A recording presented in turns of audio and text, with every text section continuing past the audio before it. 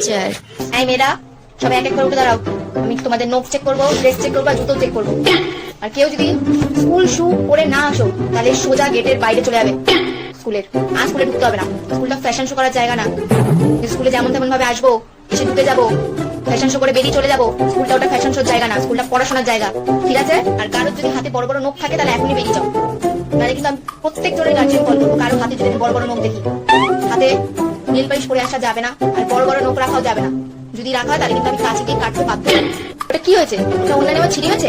যাও ওয়াশরুমে গিয়ে ওনার ঠিক করে পরে আসো, যাও। আর এই যে মেয়ে, কি ধরনের চুল বাঁধা হয়েছে? হ্যাঁ, স্কুলে মানে যেমন তেমন মা বাড়ির আবদার নাকি? যেমন তেমন চুল বেঁধে আসবো, চলে যাবো ঘুরে ফিরে, মা বাড়ির আবদার নাকি? পরের দিন থেকে জানি এরকম চুল বেঁধে আসা না হয়। পরের দিন থেকে দুপাশে দুটো ছুটি করে বা বেরোনি করে ফিরতায় লাগিয়ে তারপরে স্কুলে আসবে, ঠিক আছে? আর নয়তো স্কুলে আসতে হবে না, সোজা বাড়ি বাড়ি দেবে। অনেক নখ ফিতে এসব নিয়ে আলোচনা করা যাবে। বই বের করো সবাই। আমি বই আনিনি। কি বই আনোনি? কি আনো ব্যাগে করে?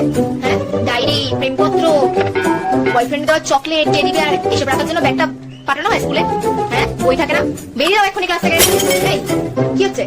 গল্প করে ক্লাস এটা? গল্প হচ্ছে কেন? সোজা কিন্তু বের করে দেবো একদম। পরের দিকে মন দাও। আমার এই স্কুলে এত বছরের শিক্ষকতা হয়, একদম বাজে, সব থেকে বাজে ব্যাচ হচ্ছে তোমরা, মানে জঘন্যতম ব্যাচ হচ্ছে তোমরা।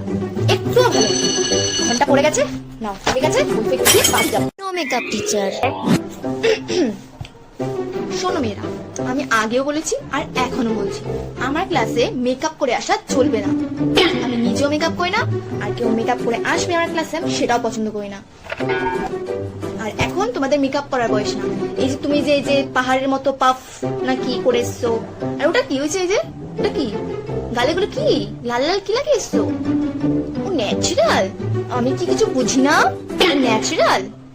যাও এক্ষুনি ধুয়ে আসো।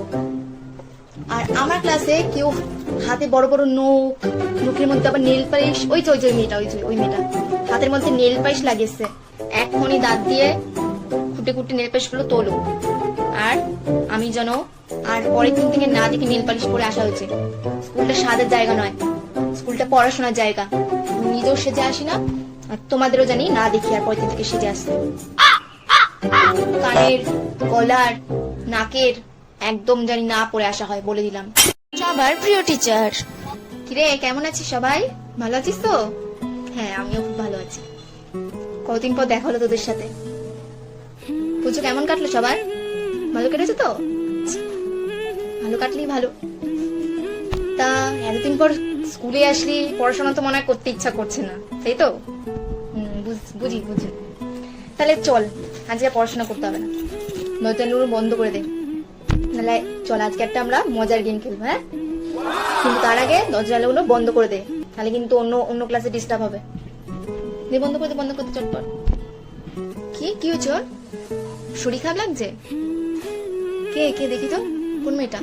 একটু দাঁড়া, কি হয়েছে? শরীর খারাপ লাগছে? বাড়ি যাবি না? বাড়ি যেতে ইচ্ছে করছে না? আচ্ছা তাহলে একটা কাজ কর, লাস্ট বেঞ্চে চলে যা, লাস্ট বেঞ্চে একটু শুয়ে থাক, গিয়ে যা ওখানে হাওয়া তলে একটু শুয়ে থাক, সেটা ঠিক লাগবে। যা। আচ্ছা শোন, সবাইকে একটা কথা বলবি, আমি এই দুদিন আসতে পারবো না স্কুলে, তো আমার ক্লাসটা তোর একটু চুপচাপ থাকিস দয়া করে। কেন আমাকে যাতে না শুনতে হয় যে আমার ক্লাসের মেয়েগুলো খুব দুষ্টুমি করে, খুব মানে বিরক্ত করে অন্যান্য ক্লাসগুলোকে, আমি যেন না শুনি, ঠিক আছে? চুপচাপ ভালো শান্ত মেয়েদের মতো থাকবি, ঠিক আছে? আর আমি জানি আমাকে তোরা মিস করবে, আমিও তোদের খুব মিস করবো, কিন্তু কিছু করার নেই, আমি খুব বিপদে পড়ি, আমাকে দুদিন ছুটি নিতে হচ্ছে, বুঝলি তো? তো তোরা একটু প্লিজ ম্যানেজ করে নিস, দুদিন পর আবার দেখা হবে তোদের সাথে, কেন? ঘুমিয়ে পড়া টিচার। মেয়েরা বই বের কর। হ্যাঁ, পৃষ্ঠা নম্বর 37 বের কর। হ্যাঁ, ওই অনুশীলনীগুলো করে আমাকে চটপট দেখা।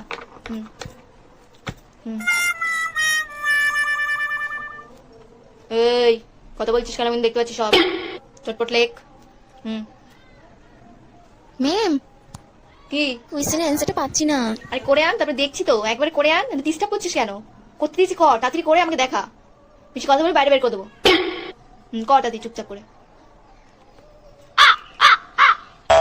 ম্যাম, কি